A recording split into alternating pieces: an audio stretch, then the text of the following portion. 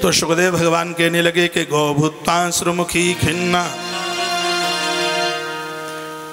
कृदंती करुणां विभु उपस्थितांत के तस्मै व्यसनम स्वं भववोचते।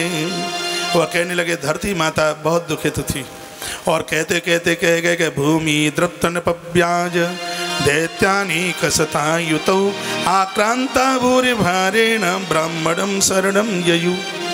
वह कहने लगे वासुदेव कथा प्रश्न पुरशास्त्रीन पुनाति ही वक्तारम प्रक्षकम श्रोता तदपादा सलिलम यथा।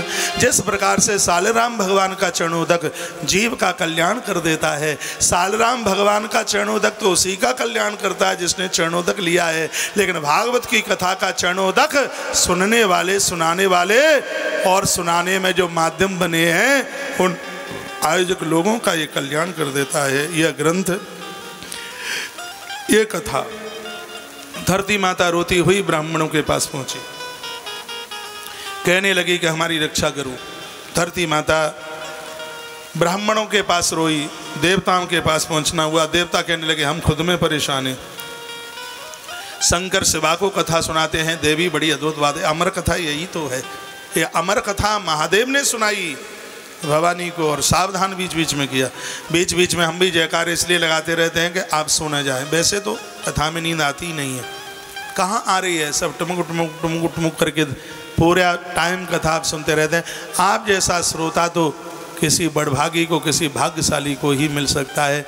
मैं हंस नहीं हो सकता, लेकिन पांडाल में आप सब मोती जरूर हैं भैया। इतना आनंद आ रहा है, यह मेरा भाग्य है।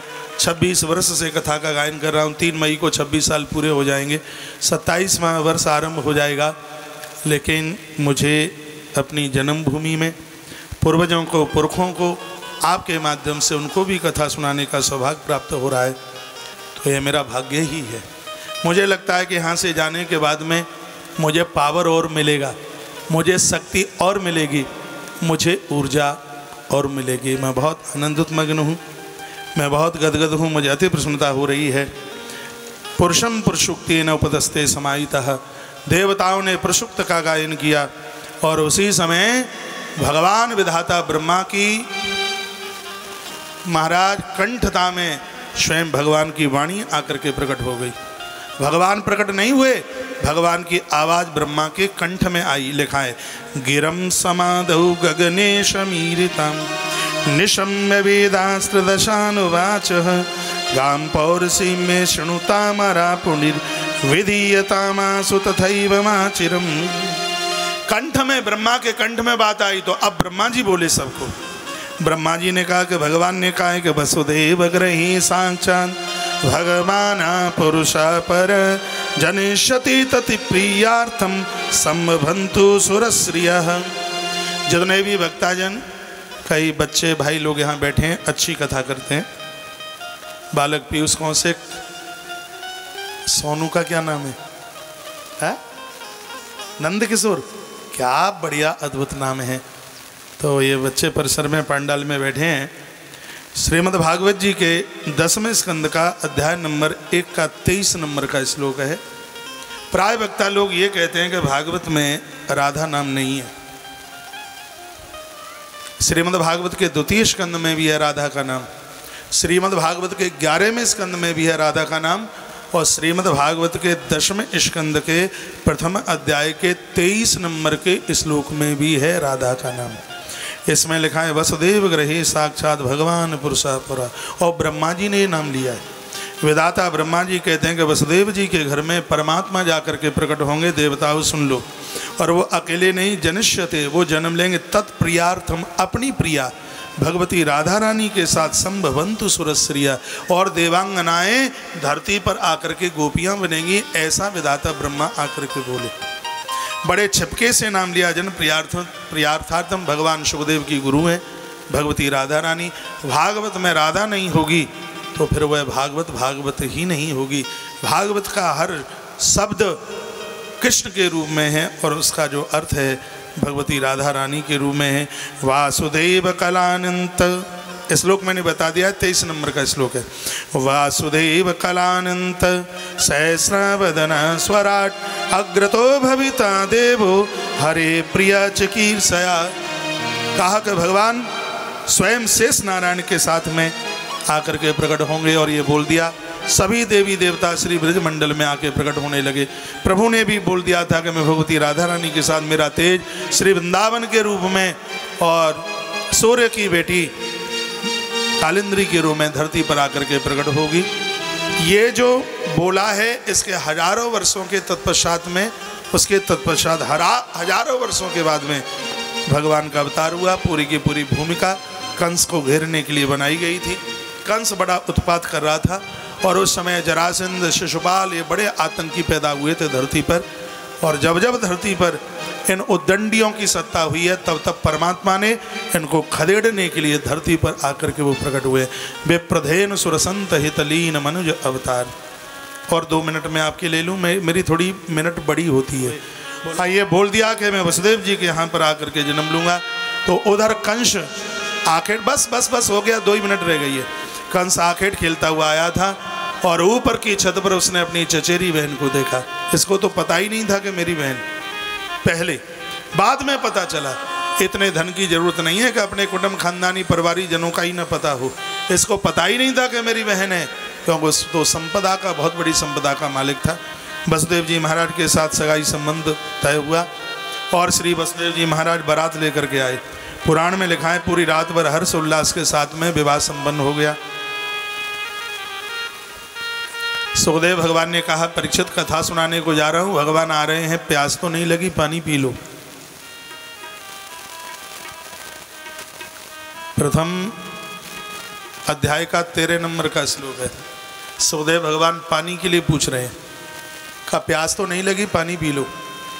परीक्षित राजा की आंख में आंसू आ गए। कहा कि जब तक जिंदा रहूंगा गुरुदेव पानी नहीं पीऊंगा। यहीं की बात है। परीक्षित कहते हैं, गुरुजी उस दिन मुझे प्यास ही तो लगी थी। सुखदेव मुनि ने भागवत में 3 बार पानी के लिए पूछा परीक्षित को। श्री राधे। परीक्षित ने कहा, गुरुदेव उस दिन मुझे प्यास ही तो लगी थी जिस दिन मैंने एक साधु के कंठ में मरा सांप डाल करके उनका अपराध कर दिया। मैं जल नहीं पीऊंगा। भगवान आपके मुख से कथा सुनते सुनते मेरा कंठ गीला हो रहा है। और गुरुदेव मैं जानता हूं यदि कथा में बैठकर जिसको प्यास लगे और जिसको भूख लगे तो हो सकता है कि वो कथा हृदय अंतर्गत में प्रवेश नहीं कर पा रही है। गदगद हो गए तो प्रसन्न हो गए सुखदेव भगवान। तब उन्होंने सुनाना शुरू किया और कहा कि राजन धन्यवाद तुम्हारा है। सुनिए, रात भर फेरे चले, विवाह हुआ, संपन्न सब हुआ, दहेज का नंबर आया और सब कुछ दिया। क्या क्या दिया? चतुशतम पारवार्यम गजानाम हेममालिनाम अश्वानाम युतम सार्धम रथानाम चतुर्शतम। सुनिए क्या क्या दिया, वर्णन किया। गजानाम चतुशतम बोला गया कि 400 तो हाथी दिए गए। अश्वानाम 5-10 सहस्रम 15,000 घोड़े दिए गए। दहेज में 400 हाथी 15,000 घोड़े दिए गए और 1800 रथ दिए गए। 18 रथानाम, इसमें 1800 रथ दिए गए। दासी नाम सतद्वयम 2 गुणा 100 यानी 200 दासियां दी गईं। इतना सब कुछ दिया गया। और जैसे ही विदाई का समय आया तो तदा संखत तुर्य मृदंगादनो नेदु, उसी समय संखत ध्वनि मृदंग बजने लगे। और कंस कहने लगा कि मैं अपनी बहन को स्वयं अपने हाथों से विदा करने के लिए जाऊंगा। वर्णने के पथि प्रगृहणम कंस माँ भास्या शरीर भाग अस्यात्पाष्टमो गर्भो हंतायाम बहसे बुधः। जैसे ही रथ आगे की तरफ चला और उसी समय आकाशवाणी हुई और आकाशवाणी ने क्या कहा? आकाशवाणी बोली, हे कांश, जिस बहन और बहनोई को तो इतने लाड़ दुलार के साथ विदा करने को जा रहा है, याद रखिएगा कंसमा भाष्या शरीर भाग, हमारी सावार को तो याद रखना। हंतो मारब्ध, इसी के 8म संतान के द्वारा इसका 8वां पुत्र तेरे जीवन का बनेगा। काल काल काल। रथ रुका नहीं, रथ टपटपाट की आवाज करता हुआ पुनः आगे की तरफ चला। फिर आकाशवाणी हुई और आकाशवाणी ने कहा, हे काश अस्यास्ताष्टमो गर्भो हंतायाम बहसो बुधः। एकांश हम सत्य कहते हैं देवकी का 8 माला जो तेरे जीवन का बनेगा। काल काल काल काल काल काल काल। कंस रथ से नीचे उतर के आ गया और इसने अपनी बहन देवकी के केसों को पकड़ा, घसीट करके नीचे लेकर के आया, मारने को तैयार होने लगा। तो मृत्युर्जन्म बताम वीर देहे न सजायते। उस समय श्री वसुदेव जी महाराज ने कहा, सुनिए, जिसका जन्म हुआ है मौत संग ही जन्म ले लेती है, और वीरों का ये काम नहीं है कि स्त्रियों के ऊपर हाथ उठाना, यह बिल्कुल ठीक नहीं है। और तुम्हें यदि भय है देवकी की संतान से, तो मैं सूर्य नारायण की साक्षी में यह संकल्प करता हूँ, देवकी के गर्भ से जितने भी बच्चों का जन्म होगा एक एक करके तुम्हारी देहली पर मैं ला करके रख दूंगा। और यह जानता है कि वसुदेव झूठ नहीं बोल सकते। और पुराणों में तो लिखा है, भागवत में तो नहीं है, और पुराणों में तो यह लिखा है कि इसको कारागृह में बंद कर दिया गया वसुदेव और देवकी को।